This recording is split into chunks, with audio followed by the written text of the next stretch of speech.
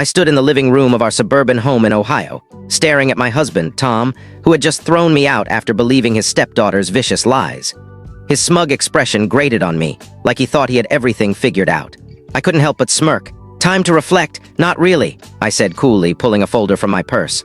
"Sign these."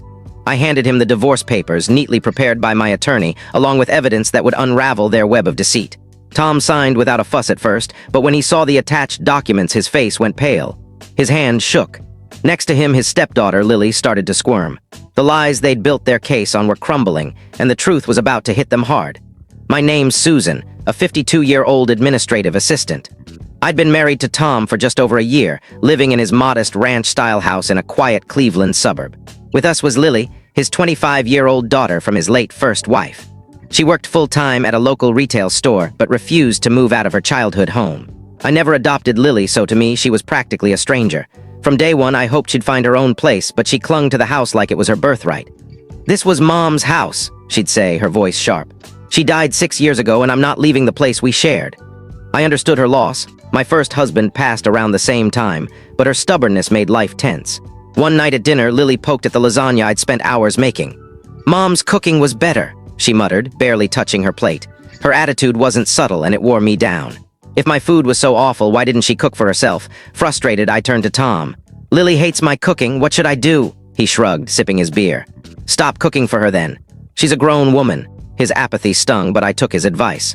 The next evening, when Lily found no plate set for her, she lost it. "Where's my dinner? You're married to Dad, so it's your job to feed me." No matter what I did, I couldn't win.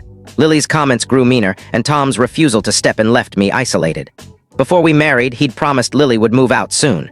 Yet there she was, showing no signs of leaving. "She can't afford it," Tom claimed, but I wasn't fooled. Lily had inherited a hefty sum from her mother's estate and blown through it on designer bags and a flashy car. I'd seen the pile of overdue credit card bills in her room while cleaning. She wasn't broke, she was reckless. And Tom, he just enabled her. One day, my daughter, Claire, called with big news. "Mom, I'm engaged." Her joy was contagious, a rare bright spot in my strained life. "Congrats, sweetheart," I said, beaming. Memories of my late husband flooded back. He'd worried about Claire's future until his final days. I knew he'd be thrilled to see her so happy. "I'll bring my fiancé to meet you soon," Claire said, then paused.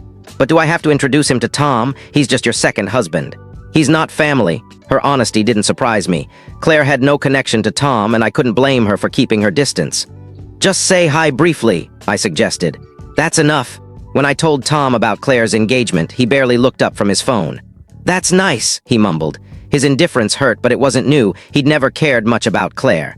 Later, Lily scoffed. "Why don't you just divorce Dad and go live with your daughter? You don't fit in here anyway." Shocked, I looked to Tom for backup, but he just left the room. Furious, I shot back. "Don't you have a life of your own? Why not get married and give your dad some space?" Lily stormed off without a word. I asked Tom one evening, "Do you think Lily will stay here even if she gets married?" He shrugged. "That's her call, doesn't bother me."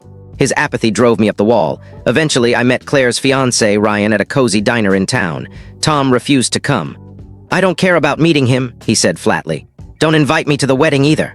Ryan, though, was everything Lily wasn't: kind, responsible, and mature, despite being around her age. "You picked a good one," I told Claire, relieved. Compared to Ryan, Lily seemed even more immature. "If things don't work out with Tom and Lily, you can always stay with us," Ryan offered warmly. His kindness gave me a sense of security I hadn't felt in ages. Back home, Lily greeted me with her usual venom. "The maid shouldn't be out so late. Dad and I are starving." Being called a maid stung, but Tom acted like he didn't hear it. Compared to Ryan, both Tom and Lily looked pathetic. Meanwhile, Tom started vanishing every weekend. "I'm helping a friend whose mom's in the hospital," he claimed. I didn't buy it. When I asked, "Is this friend a woman?" he stammered and denied it too quickly. His behavior fueled my suspicions, and Lily seemed to enjoy the tension. "Dad probably regrets marrying someone your age," she taunted. "He's probably with someone younger.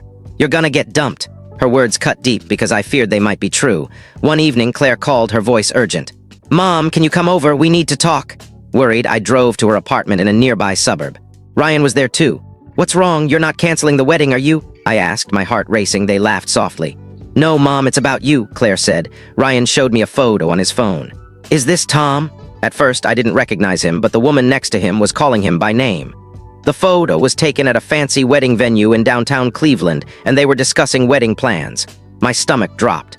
Tom had no other kids besides Lily, so this woman wasn't family. The truth hit me. He was planning to marry someone else while still married to me.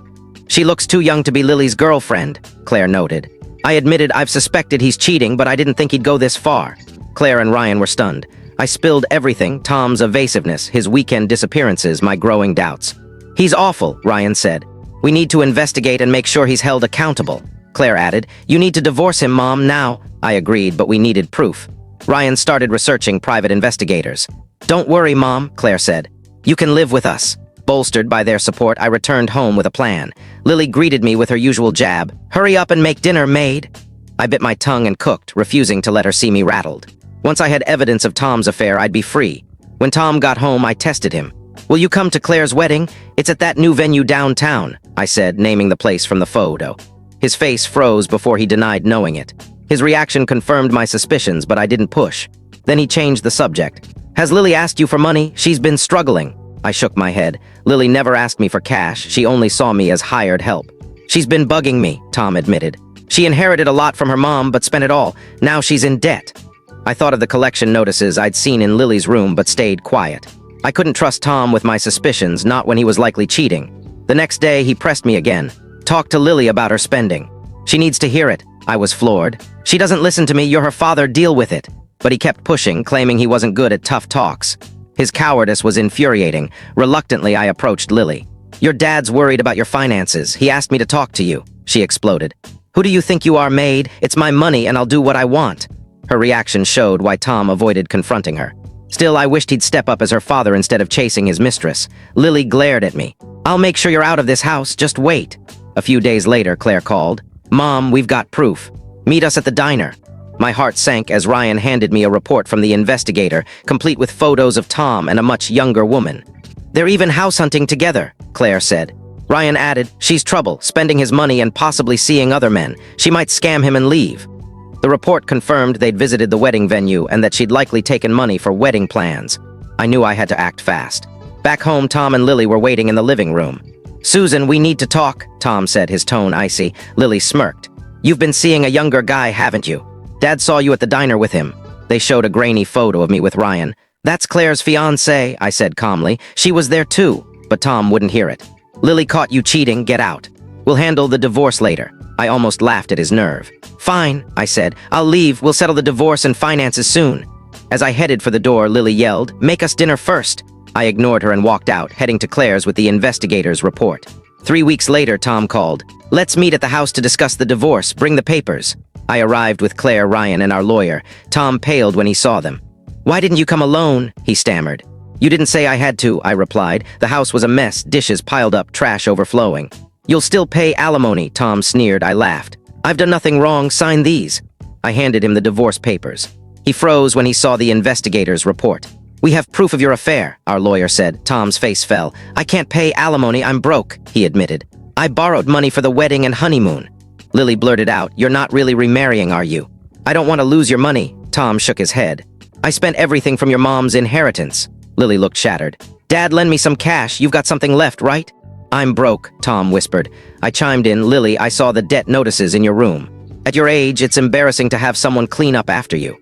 Our lawyer presented the alimony agreement, and Tom signed reluctantly. Ryan added, your mistress is spending your money and seeing other men. Tom frantically called her, but she didn't pick up. Susan, don't go, Lily begged. Dad's never here and I'm sick of takeout. I shook my head. Ask your dad's new wife, you'll have a young maid soon. With that, I left. We filed for divorce at the county courthouse.